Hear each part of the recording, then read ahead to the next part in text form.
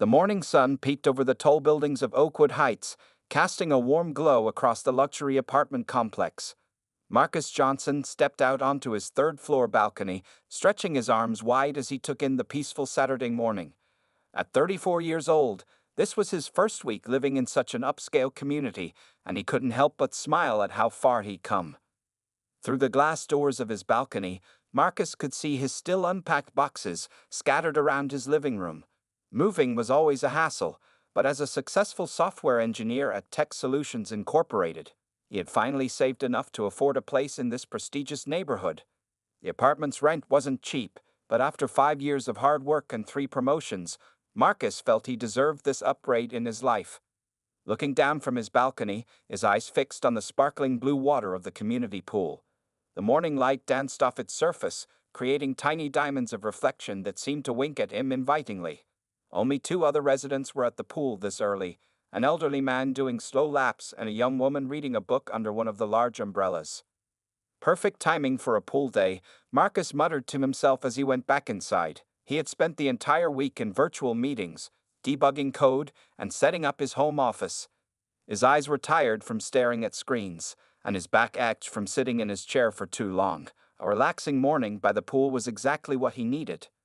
Marcus changed into his new navy blue swim shorts and packed his pool bag carefully. He tucked in a fresh white towel he had bought specifically for the pool, his laptop, in case inspiration struck for the project he was working on, his phone, and the new resident key card that security had given him during his move-in orientation.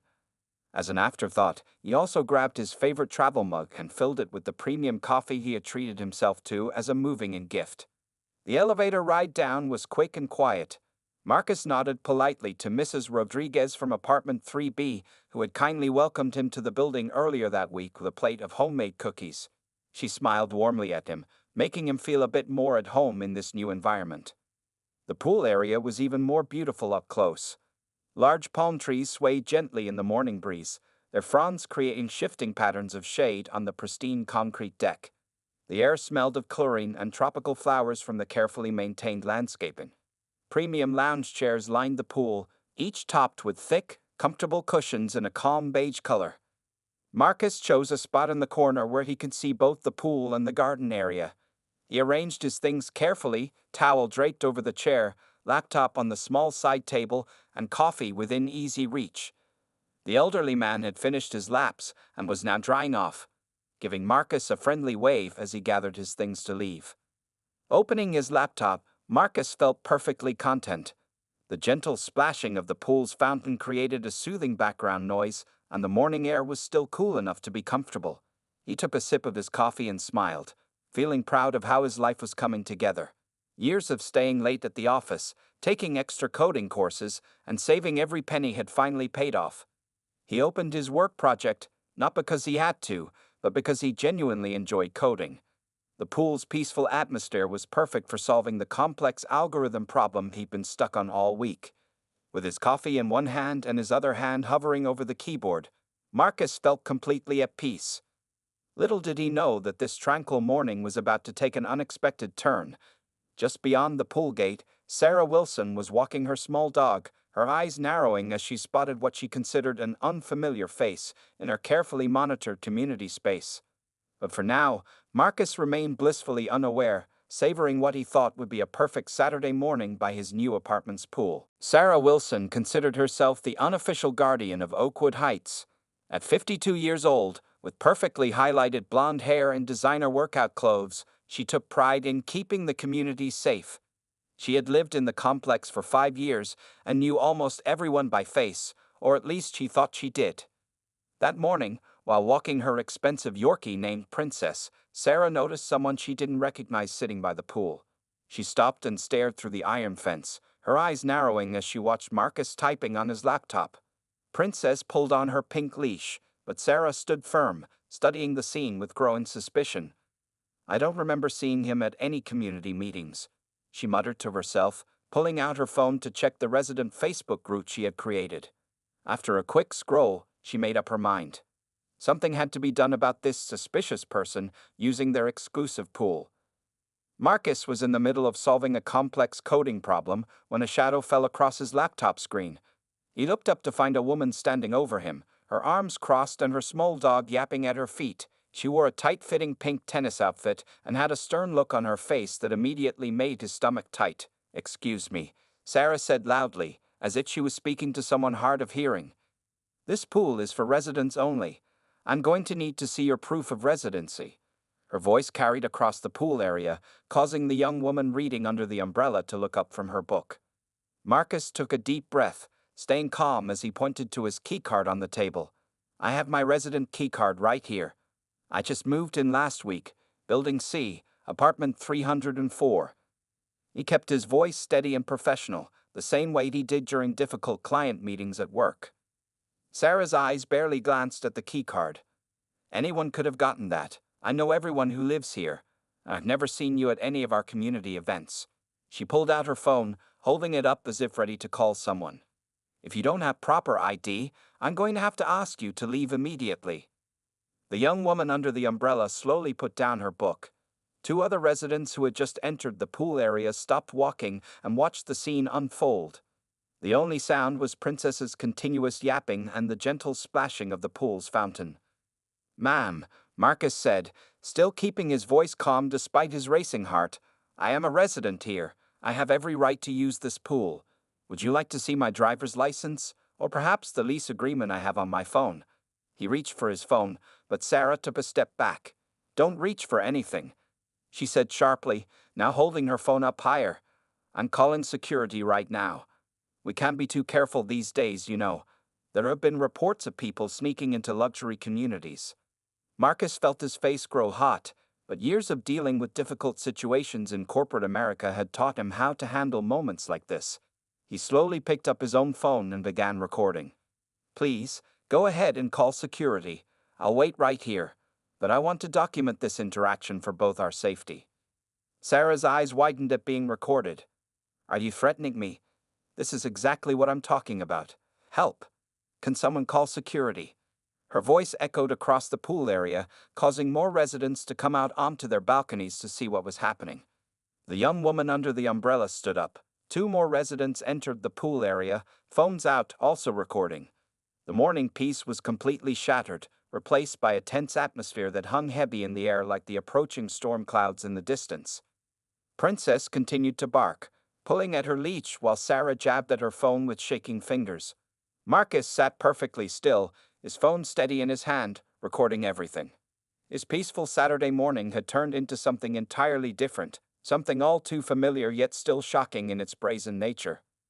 Through his phone screen, he watched as Sarah paced back and forth, her voice getting louder as she demanded security come immediately to remove this suspicious person from the pool area. The irony wasn't lost on Marcus. He had spent extra money to live in this exclusive community, only to face the same prejudices he had hoped to leave behind. Marcus continued recording with steady hands as his mind raced through years of similar situations. As a software engineer who often worked with high-profile clients, he had learned that staying calm was his best defense. His phone captured everything while Sarah's voice grew increasingly shrill. "I'm still waiting for you to leave," Sarah demanded, tapping her expensive tennis shoe on the concrete. Princess, her Yorkie, had finally stopped barking and was now hiding behind her legs, sensing the tension in the air. Marcus adjusted his position in the lounge chair, making sure to keep his movements slow and deliberate. "I understand you're concerned about community safety," he said in a clear, professional voice. "But I live here now, and I've already shown you my resident keycard. Would you like to see my driver's license as well?" More residents had gathered around the pool area now. Some stood awkwardly by the gate, while others pretended to be arranging their towels on nearby chairs, all while watching the scene unfold. A few had their phones out, recording the interaction from different angles. "I don't need to see anything else," Sarah said, her face turning red. "I know all the residents here, and you're not one of them. This is a private community, and we have standards to maintain." She emphasized the word standards while looking Marcus up and down, her meaning clear to everyone watching. The young woman who had been reading under the umbrella stepped closer. Her name was Amy Chen, though neither Marcus nor Sarah knew this yet. She clutched her book tightly, gathering courage to speak.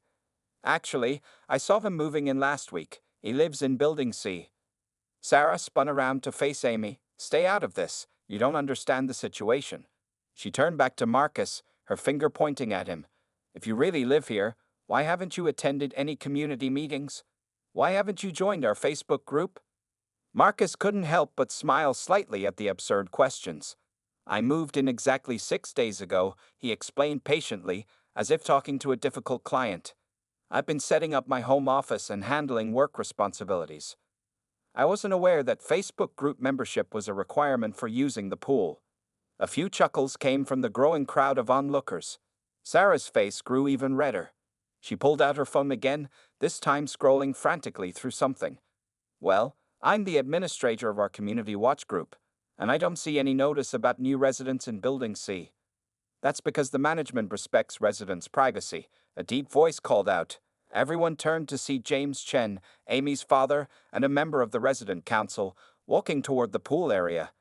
He had been watching the scene from his balcony and finally decided to intervene. Marcus recognized James from moving day when they had shared the elevator. He nodded in greeting but kept his phone steady, still recording. The situation was tense, but he felt more confident with support from other residents. "This is ridiculous," Sarah declared, her voice shaking slightly. "I'm calling security right now. And the police." She stepped back, creating more distance between herself and Marcus as she dialed on her phone. "Please do," Marcus responded calmly. "I'll wait right here." "I'm sure they'd be interested in seeing the video of how this interaction began," he gestured to his phone, still recording everything. "I have a right to enjoy the facilities I pay for, just like any other resident." The morning sun had risen higher now, making the pool water sparkle. What should have been a peaceful Saturday had turned into an impromptu community gathering. Some residents whispered among themselves, while others openly showed their support for Marcus by positioning themselves closer to his chair. Sarah paced back and forth, speaking loudly into her phone about a suspicious person who refused to leave the pool area. Her hands shook as she described the situation to security, carefully avoiding any mention of why she found Marcus suspicious in the first place. Marcus sat quietly, his laptop now closed beside him. His coffee had gone cold, forgotten during the confrontation. But he remained composed, his phone recording every moment, determined to stand his ground. This wasn't just about a morning at the pool anymore. It was about his right to exist in spaces he had earned through hard work and determination. The atmosphere around the pool area changed dramatically as more residents arrived. James Chen, the respected resident council member, walked over to Marcus's chair and stood beside him. His presence alone seemed to shift the balance of power in the tense situation. "I helped Marcus with his moving boxes last week," James announced loudly enough for everyone to hear. "He's our new neighbor in 304, and he works in tech, just like my daughter Amy."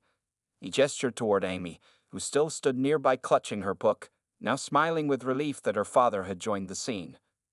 Sarah's face went through a series of expressions: surprise, embarrassment, and then stubborn determination.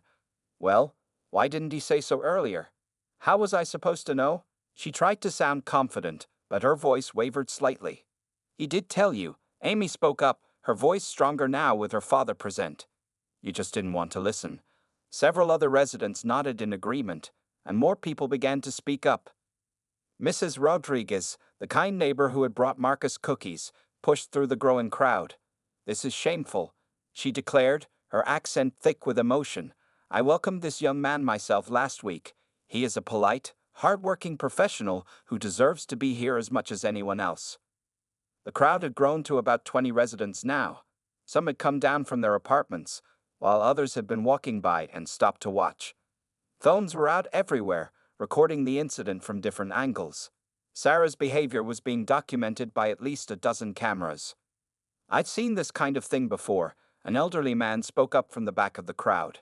He introduced himself as Dr. Thompson, a retired professor who had lived in the complex for 10 years. "It's time we addressed the elephant in the room. Sarah, we all know why you really approached this young man, and it has nothing to do with community safety." Sarah clutched Princess closer to her chest, looking around at the faces of her neighbors.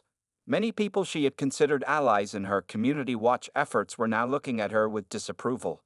Some shook their heads, while others whispered among themselves.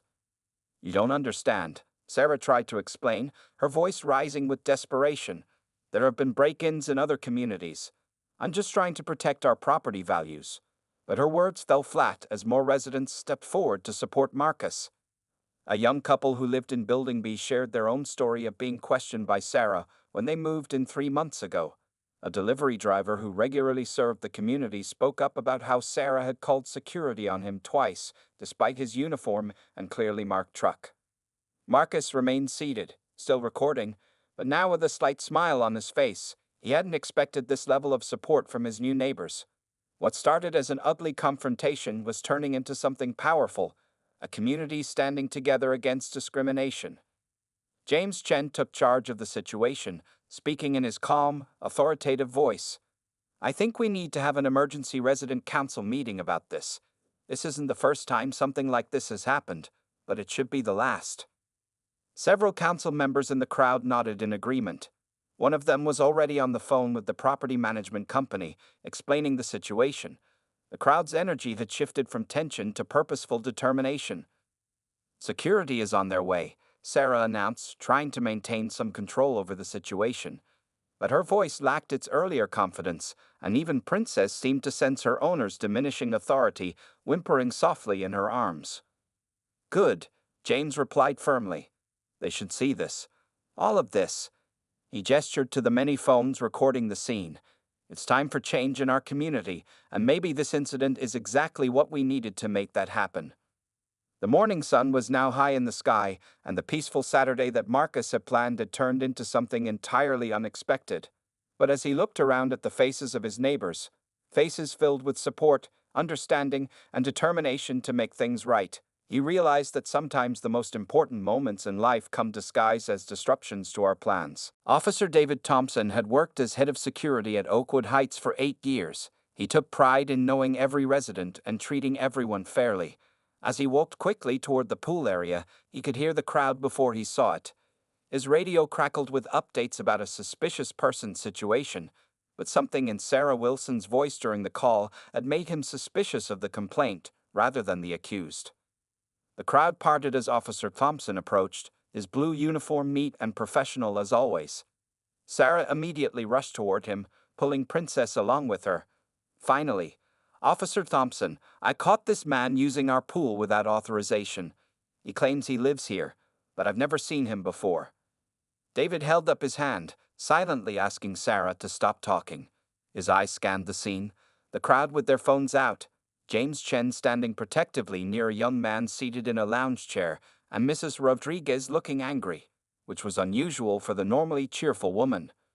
"Good morning, everyone," Officer Thompson said clearly, his deep voice carrying across the pool area. "I understand there's a situation here. Could someone explain what's happening?"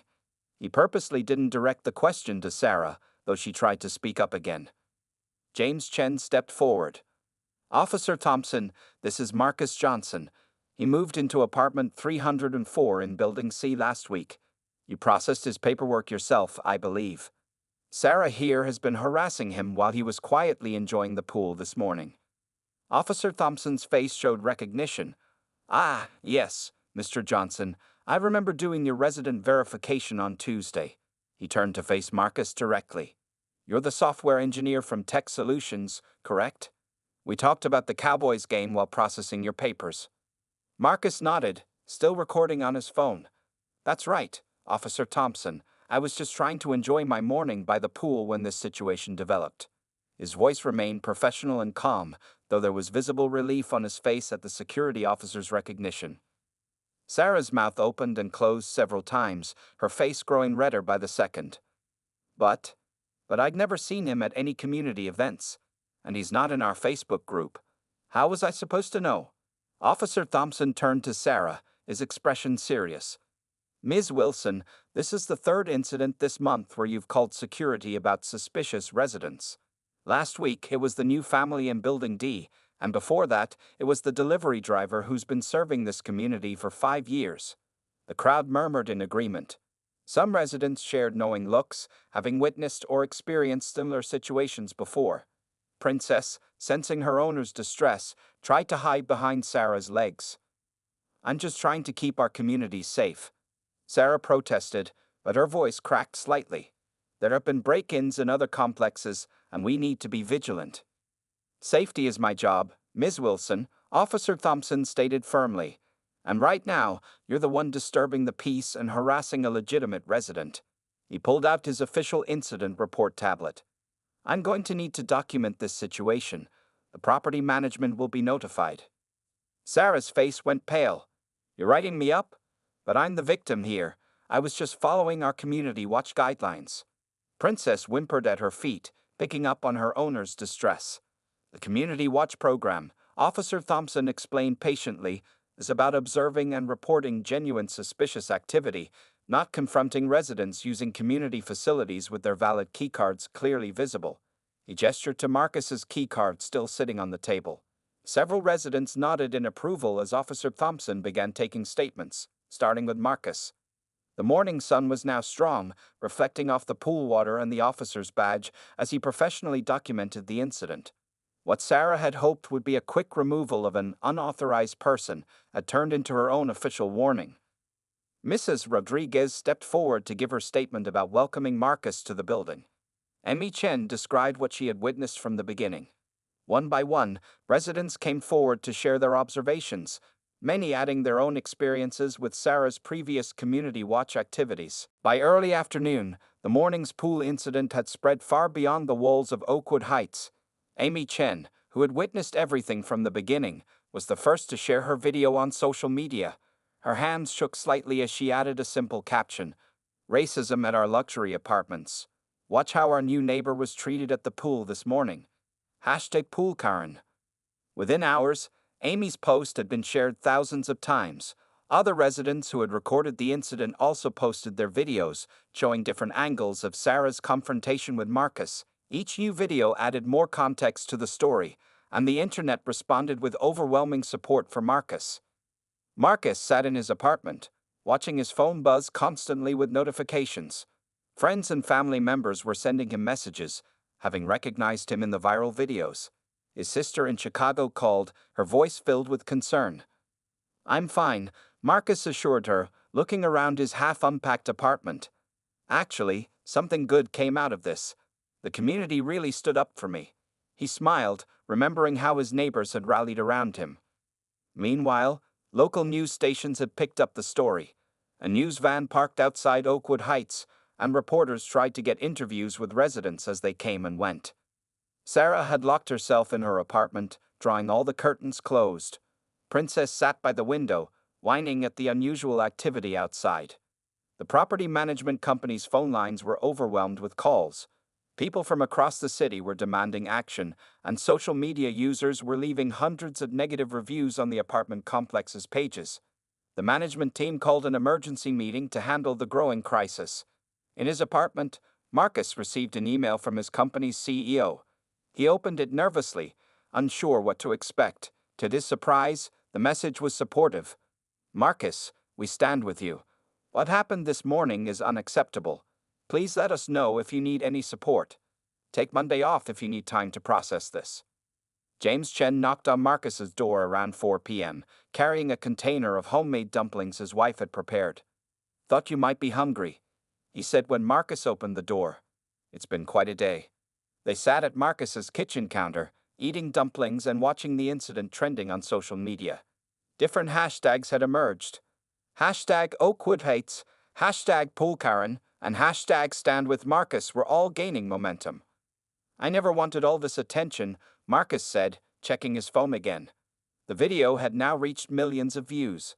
"I just wanted to enjoy my coffee by the pool." He sighed, thinking about how differently his Saturday had turned out. Local civil rights organizations began issuing statements. Community leaders called for better training and policies in residential complexes. Some social media users were trying to identify Sarah's employer, though Marcus publicly posted asking people not to do that.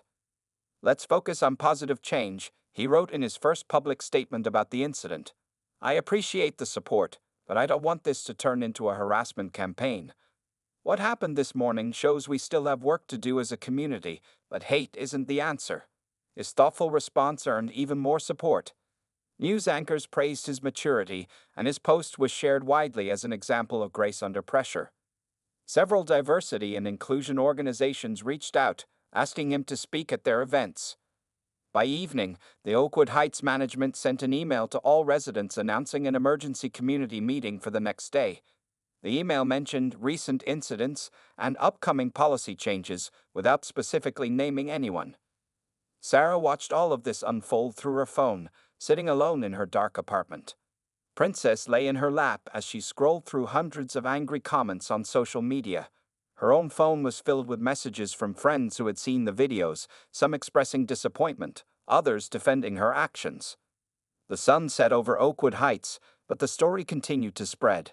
Marcus ordered takeout for dinner, too tired to cook after the day's events. As he ate, he watched more local news coverage of the incident, still somewhat surprised to see his own face on TV.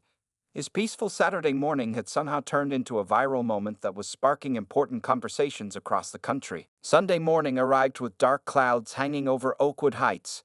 The community center, usually used for yoga classes and book clubs, had been transformed into a meeting space.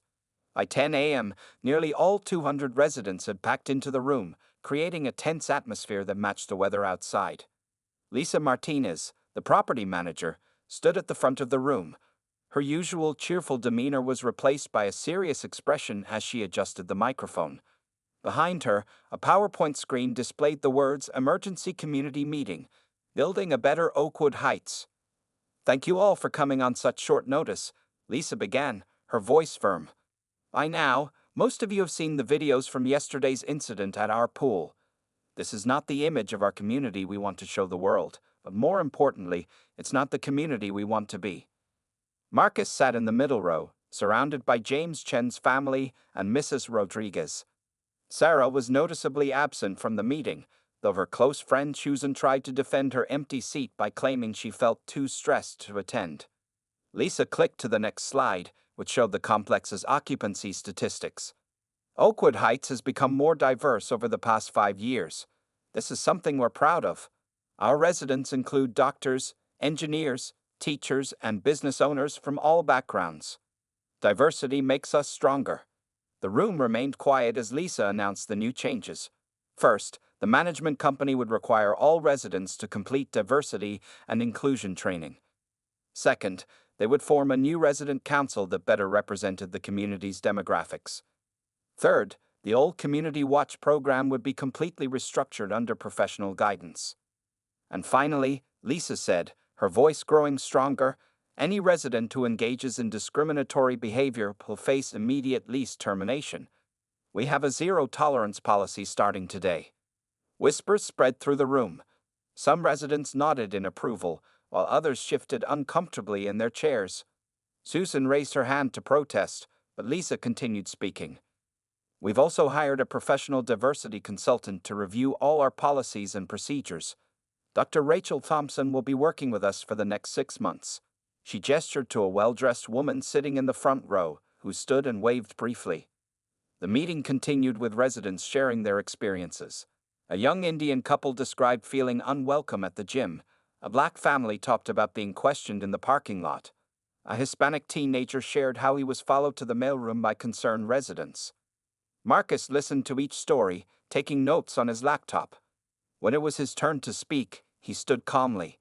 "Yesterday showed me 2 sides of our community," he said. "Yes, there was prejudice, but there was also support. I saw neighbors standing up for what's right. That's the community I want to be part of." His words resonated through the room, earning nods of agreement and a few tears from Mrs. Rodriguez. Dr. Thompson took special note of his statement, seeing an opportunity to build on this positive perspective. Lisa then announced the formation of several new committees: social integration, community events, and diversity initiatives. Sign-up sheets were passed around, and to everyone's surprise, they quickly filled up with volunteers. The meeting lasted 3 hours, much longer than planned. As people began to leave, there was a different energy in the room. Neighbors who had never spoken before were exchanging phone numbers. Plans were being made for community dinners and cultural exchange events. Outside, the dark clouds had begun to clear. Marcus stayed behind to help stack chairs, joined by Amy Chen and several other residents.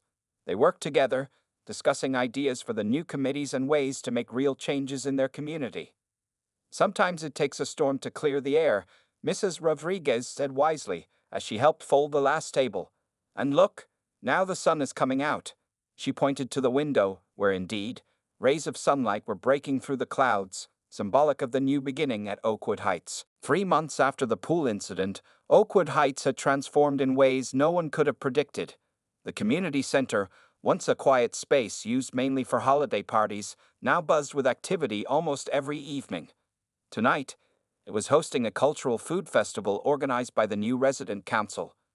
Marcus stood by a table filled with his mother's Nigerian recipes, which she had taught him over FaceTime. Next to him, Mrs. Rodriguez proudly displayed her Puerto Rican dishes, while the Chen family served traditional Chinese dumplings. The room was filled with delicious smells and happy conversation. Try the jollof rice, Marcus encouraged a young couple who had just moved in. My mom would be proud to know her recipe is bringing people together. He smiled, remembering how different things had been just 3 months ago at that tense community meeting. The changes at Oakwood Heights had been both big and small. The old Community Watch Facebook group had been replaced with a community connection page where residents shared everything from recipe tips to babysitting recommendations. The pool area, once the site of confrontation, now hosted weekly Sunday Splash social events. Sarah Wilson had gone through her own transformation. After facing possible eviction, she had chosen to attend intensive counseling and diversity training. Today, she stood at her own table at the festival, serving apple pie and making genuine efforts to chat with everyone who stopped by. I had to learn some hard lessons, Sarah had told the resident council last week, her voice trembling but sincere. I never saw myself as prejudiced, but I had to face some uncomfortable truths about my behavior. Princess, her Yorkie, now happily accepted treats from all the residents, no longer barking at unfamiliar faces. The management's new policies had made a real difference. Dr. Thompson's diversity training sessions were well attended, and the new resident council, led by James Chen and including Marcus as vice president, had implemented several successful programs. Look at this, Amy Chen said, showing Marcus her phone. She had pulled up the old viral video from 3 months ago. The comments section is full of people sharing how our community's response inspired changes in their own neighborhoods. Marcus nodded, remembering how overwhelming those first few days had been. The incident had gained national attention, but instead of letting it divide them, the community had used it as a catalyst for positive change. He had even been invited to speak at several conferences about community building and inclusion. New residents now received welcome baskets personally delivered by a diverse group of neighbors.